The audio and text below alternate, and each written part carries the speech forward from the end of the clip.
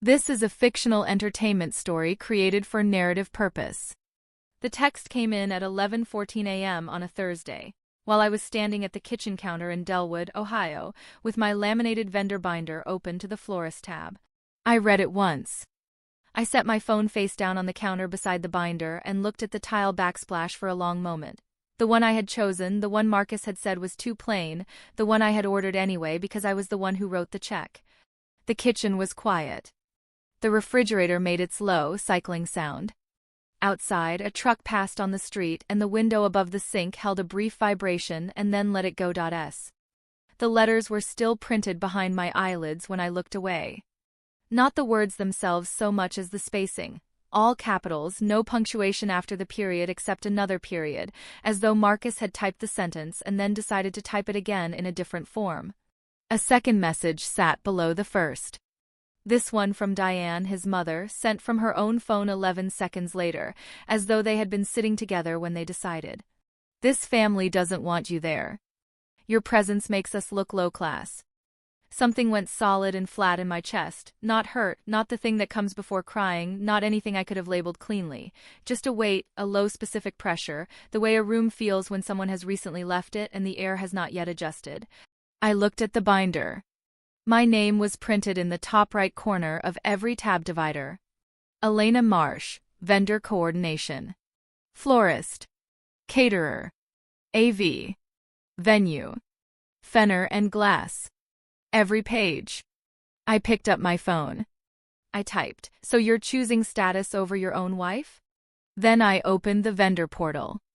I am 38 years old. I have worked in regional sales coordination for 11 years, which means my professional life runs on contracts. Who signs them, who is the named payer, what happens when the payer withdraws. I am not dramatic about it. It is simply what I know. I met Marcus Harlan at an industry conference in Columbus 7 years ago. He was in mid-level property management, responsible for a portfolio of commercial leases in the northern part of the state. He had an easy way of standing in a room, shoulders back, coffee cup loose in one hand, that made him look like a man who had nowhere better to be and was genuinely fine with that. I found it restful. After 2 years of working for a regional director who treated every conversation like a performance review, restful was what I was looking for. We dated for 18 months. We got married on a Tuesday afternoon in April. A civil ceremony, a judge named Harold Reyes who mispronounced my last name twice and apologized both times, 2 witnesses who were colleagues of mine, lunch at a Thai restaurant on 4th Street afterward. Marcus's family did not attend. Diane had a prior commitment, he said. His sister was traveling. He told me his family preferred to celebrate in their own time. I understood. I had come from a small family myself. My father, my aunt, a loose network of people who sent cards at holidays but did not organize around occasions. Big family events were not something I had grown up inside. I assumed I would learn the grammar as I went. I learned it faster than I expected. Diane lived 40 minutes north, in a house on a corner lot that she kept with the precision of a hotel. Front plantings trimmed on a schedule, porch light replaced the week it flickered, the kind of upkeep that announced itself without needing to say anything out loud. She had worked in commercial real estate for 25 years before retiring, and she had the manner of someone who had spent decades deciding which properties were worth investing in and which were not. She greeted me at our first dinner with a smile that was warm at the surface and assessing underneath. She asked about my work with the attentiveness of someone gathering information. She commented at one point that Marcus had always kept interesting company, and then changed the subject before I could decide whether it was a compliment. Over the 6 years that followed, I learned that Diane's cruelty did not arrive loudly. It arrived in the grammar, in the slight repositioning of a sentence, in the pauses before she agreed with something I said, in the way she would ask Marcus questions about our household in front of me as though I were a third party to my own marriage. She was never rude. She was, in fact, extraordinarily polite. That was the architecture of it. Marcus, for his part, moved through his mother's world the way people move through a house they grew up in, without noticing the layout anymore, just navigating by habit.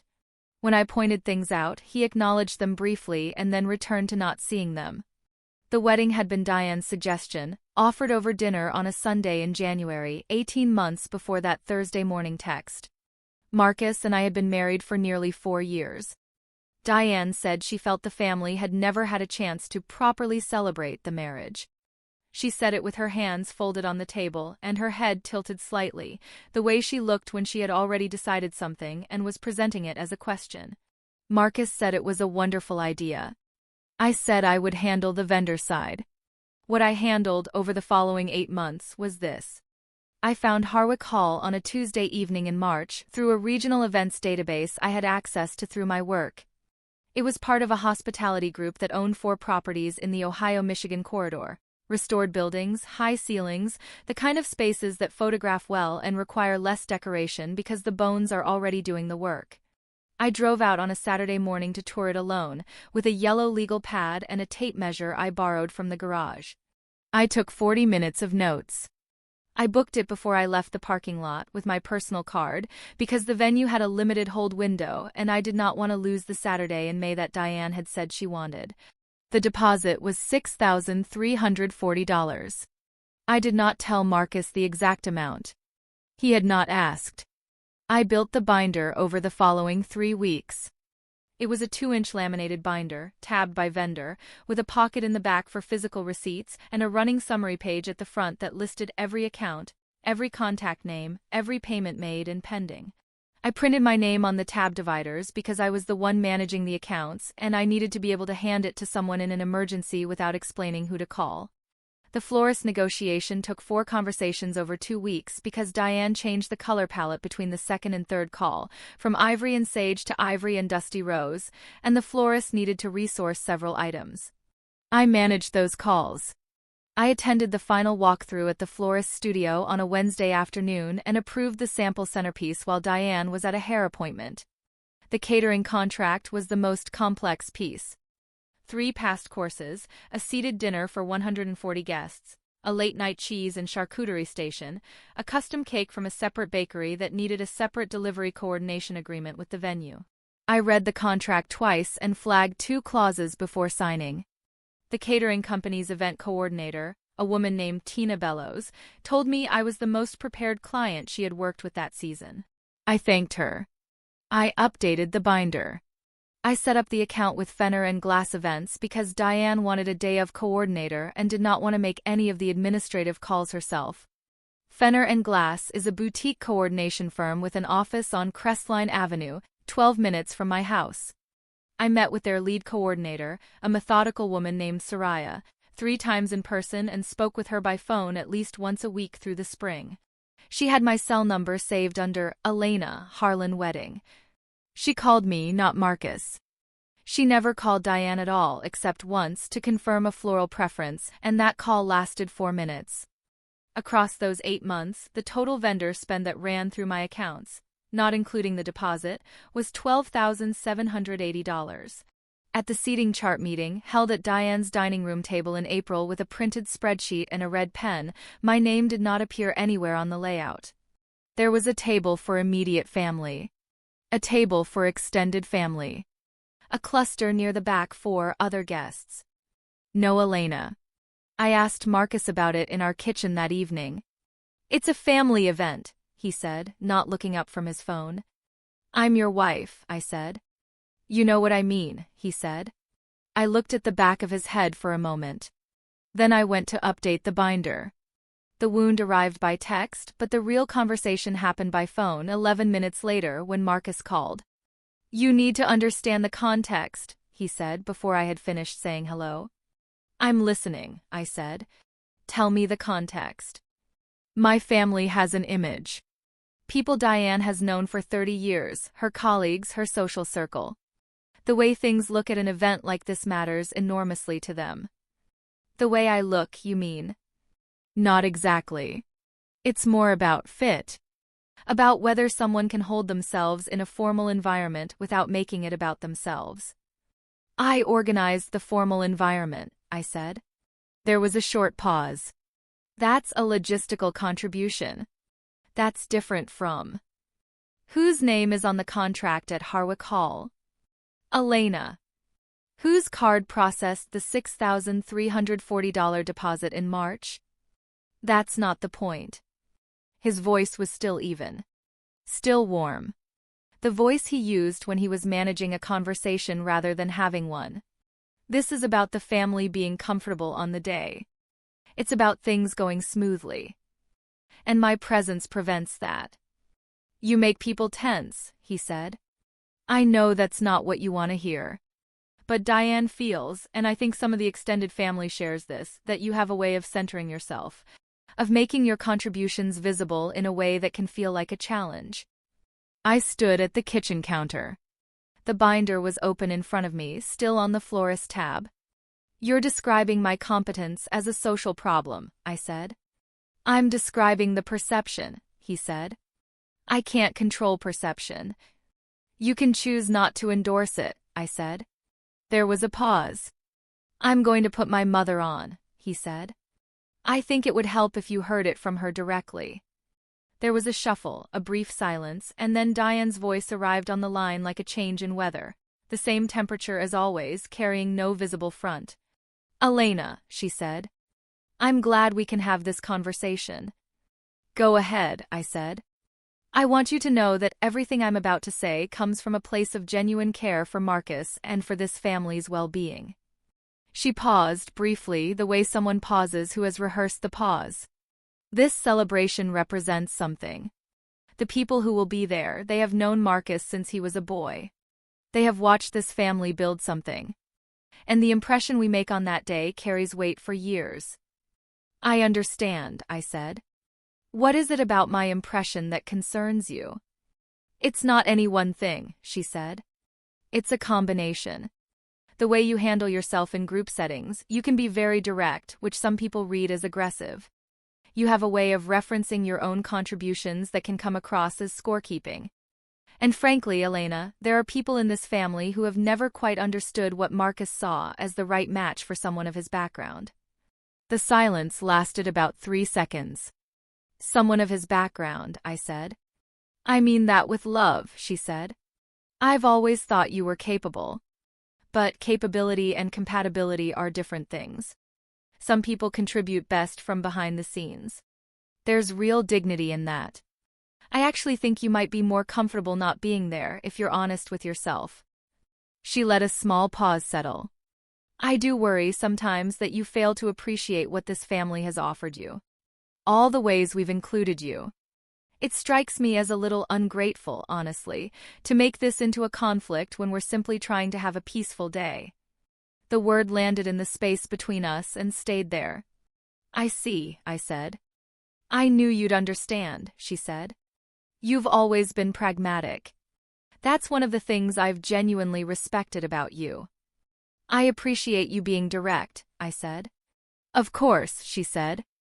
That's what family does. It is, I said. I'll take care of the rest. I ended the call. I set the phone face down on the counter. The kitchen was the same kitchen it had been 20 minutes before.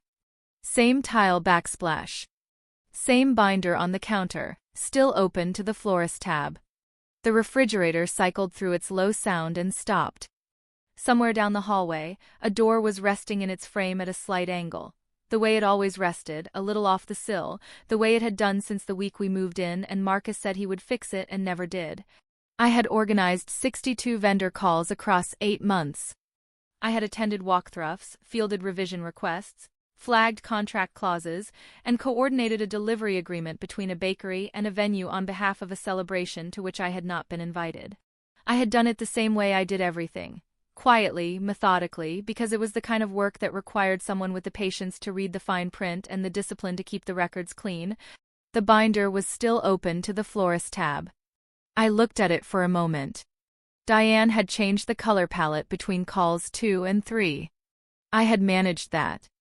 I had managed all of it, from the first database search in March to the centerpiece walkthrough, from the catering clauses to the payment portal, without anyone noticing the specific architecture of what I had built because that was how I had built it. Quietly. Precisely. With my name on every line that mattered. The silence in the kitchen had the particular quality of a held breath.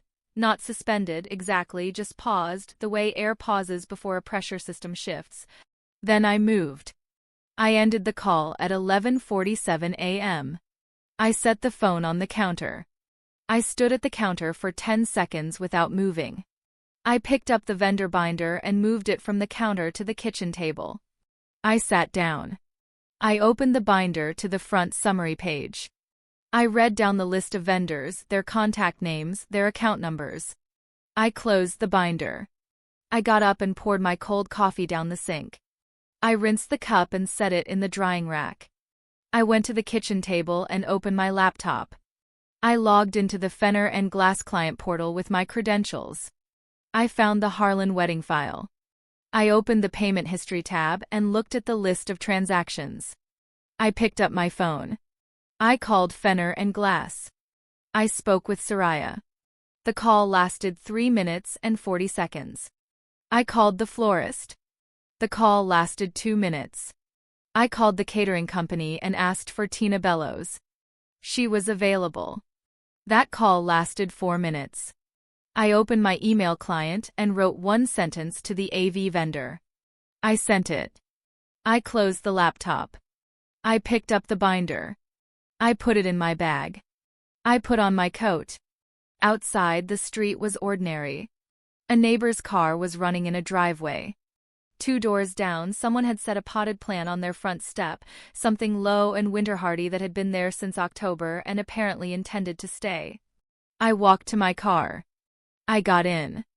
I set the binder on the passenger seat, its spine toward me, the laminate catching the gray morning light through the windshield.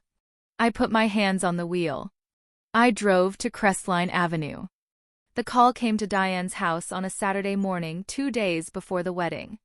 I know the shape of what happened because Marcus's cousin Petra was sitting in Diane's living room when the phone rang, and because Petra texted me a voice note at 9:58 a.m., 20 minutes after the call ended, that lasted 4 minutes and 30 seconds and included, at one point, Petra setting the phone down to collect herself. What I know is this. Diane had called Harwick Hall on Friday afternoon, the day before, to add 2 late-arriving guests to the final headcount and to ask, in passing, whether the deposit on file could be transferred to her own account for organizational simplicity. She had explained to whoever answered that she was the host of the event. Gerald Foss called her back at 9:17 a.m. Saturday. He was the CEO of the regional hospitality group that owned Harwick Hall, and he had a policy. Any change in payment status on a large event booking, account transfer, deposit reassignment, cardholder modification, he called the primary account holder personally. Not a coordinator. Not an assistant. Him. Petra said the phone rang while Diane was standing in the kitchen doorway with a cup of coffee, talking to Marcus's aunt about the centerpieces. Is this Mrs. Harlan? Gerald Foss asked, when Diane picked up. It is, Diane said. I understand you've requested some modifications to the Harlan event account, he said. I'm calling to clarify a few things before we make any changes. Of course, Diane said. Her voice, Petra said, had its usual quality. Composed, executive, the voice of someone accustomed to being the decision-maker in a room. Are you Elena Marsh? Gerald asked. A brief pause. No. I'm Diane Harlan, the mother of the groom. I'm the one hosting this event. I see, Gerald said. Then I'm not able to make any account modifications for you, Mrs. Harlan. The booking for this event is held in the name of Elena Marsh. The deposit, the vendor coordination records, all correspondence, everything on this account traces back to Ms. Marsh. She's the sole authorized account holder. Diane said there must be some misunderstanding. She said she had been involved in the planning from the beginning. I don't doubt that, Gerald said. But involvement and account ownership are different things. Ms. Marsh opened this account in March. The deposit of $6,340 processed on her card on March 14th. I had the opportunity to speak with her personally at a Fenner and Glass event in the spring. She is, unambiguously, the client. I am the mother of the groom, Diane said again, and Petra said that the second time she said it, it sounded less like a statement and more like a question she hadn't meant to ask out loud. I understand, Gerald said. And I want this to be a wonderful event for your family. But I'm not authorized to make any changes to this account without Ms. Marsh's direct instruction. If she'd like to make modifications, she's welcome to call us." There was a silence on the line. "Whose card," Diane said slowly, "is currently on file for the venue?" "Ms. Marsh's," Gerald said. "As I mentioned." Petra said that after Diane hung up, she sat down in the armchair beside the window. Just sat down. Didn't say anything for almost a minute. I was parked outside the Fenner and Glass office on Crestline Avenue when Gerald Foss called me. My phone was on the passenger seat. I reached into my bag, past the folder of printed vendor confirmations, and took the phone out. I opened the call and put it to my ear. Gerald explained what had happened, briefly and without editorializing. He said he wanted to notify me as a courtesy, and he asked whether I would like to make any changes to the account. I pulled the vendor binder from the passenger seat. I opened it to the back cover. I reached into the pocket and took out the county-stamped payment receipt envelope. Flat, slightly creased at one corner, my name typed in the payer line, Harwick Hall's address below it, the date stamp from March 14th in the upper right corner. I unfolded the receipt inside and laid it open across the top of the binder, which I set flat on the steering wheel. I looked at my name on the payer line. "No changes," I said. "Cancel the event." A brief pause. "Are you certain, Ms. Marsh?" "Yes," I said. He confirmed the cancellation. He told me the deposit was non-transferable under the standard venue policy. He told me that per the contract terms I had negotiated, terms I had read twice before signing, all remaining vendor payments made through my accounts were refundable within 14 business days to the original card. I thanked him. I ended the call. I sat in the car. The Fenner and Glass office had its lights on inside. A woman I didn't recognize was crossing behind the front window. What I did not feel was triumph. What settled into my chest was something quieter and more specific, the particular weight of a decision that had always been available and that I had simply, finally reached. She had called me ungrateful. She had said some people contribute best from behind the scenes, as though the scenes themselves appeared without anyone building them. She had explained in her careful weather report voice that presence and contribution were separate categories, that I belonged to the second and not the first. What I had done, every payment, every vendor call, every contract clause I flagged, was not invisible. It was on file in a county-stamped envelope, in a database that a CEO called directly when someone tried to rearrange it. The account was mine. It had always been mine. I had simply waited for someone to ask. That was 14 months ago. I kept the binder. It lives now in the second drawer of my home office desk, the desk I moved into the spare room in September, when Marcus and I formally separated, and which became my desk alone when the house on Crestline Avenue sold in February. My share of the equity came to $874,500 after fees and commission. I put it in an account with only my name on it and chose a financial advisor who asked for a list of my priorities and then listened while I gave them. The binder has a new front summary page now. The tab dividers still say Elena Marsh in the top right corner. I have not replaced them. There did not seem to be a reason to. I use it for my own projects. In March, 14 months after I sat in a parking lot on Crestline Avenue with a stamped envelope open on the steering wheel, I signed a contract to purchase a house in Delwood, a 1960s ranch with a detached garage and a backyard that had been neglected for a few years and was waiting patiently to become something. The contract has my name on it. The mortgage has my name on it. Diane called once, in November, 8 days after the separation paperwork was filed. She left a voicemail at 9:43 a.m. Her voice had the same temperature it always did, smooth, careful, composed. She said she hoped I understood that the family had never meant for things to go this far. She said she thought a conversation might help. She said she believed I was the kind of person who valued resolution. I sat in my car in the driveway and listened to the full message. Then I put the phone in my bag and went inside. Marcus texted once in December. 4 words, "How are you doing?" No question mark. I did not reply. What I know now, standing in the detached garage of my new house with a contractor's estimate in one hand and the binder tucked under my arm, is that the account was always mine to close. I had built the thing. I had paid for it. The only question had been how long I was willing to let other people treat the payer line as a blank. Not every debt is money. But every debt has a name on the record. The binder is in the drawer at the end of the day. My name is still on every tab. If you know someone who needs to hear this story, send it to them. It might be the one thing they need today.